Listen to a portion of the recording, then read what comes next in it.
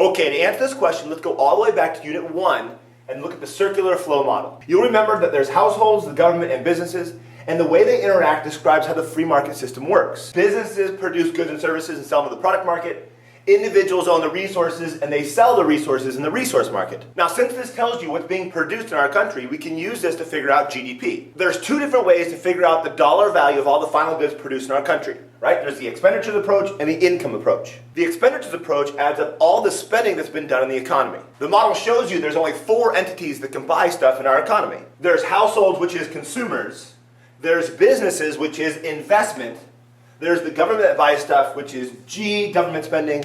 And the last one's over here, other countries, which we're going to call net exports. Did you get that? Let's do it again, just a little slower.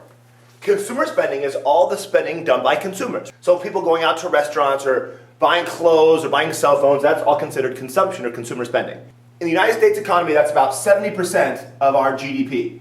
Investment is business spending. This is when businesses buy machinery, capital, tools, things to produce more stuff. This is about 15% of the United States economy. G is government spending, which is when the government spends money on the bricks for schools, the cement for highways, tanks, bombs, stuff like that. The United States is about 20% of our economy. Now, right now, you might be asking yourself, why wasn't B the right answer? Why doesn't it include transfer payments? Transfer payments are right here. It's when the government gives money directly to households in the form of like Social Security or unemployment benefits. We don't count transfer payments in GDP because nothing's produced or no services provided. This is just the government transferring money over to citizens. Now back to this, you might notice there's a problem here, right? 70% plus 15 plus 20, that puts us at 105%. How is that even possible? The answer is because this is negative 5% of the United States GDP. Net exports is the value of all the exports that other countries buy from the United States, minus the value of all the imports the United States buys from other countries. This number is negative for the United States because we have a trade deficit. We import more than we export to other countries. Now, if you add up C, I, G, and XN, you're going to come up with the dollar value of all the final goods produced in a given year, the GDP. You down with GDP?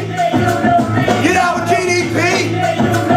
You down with GDP? Now, there's another way to get that GDP. It's called the income approach. Instead of looking at all the spending done, the income approach looks at all the income earned from selling stuff. It should be the same number. When you use the income approach, you're looking at something called factor payments. Factor payments is the money earned from selling the 4 different factors of production: land, labor, capital, and entrepreneurship. From land, you get rent.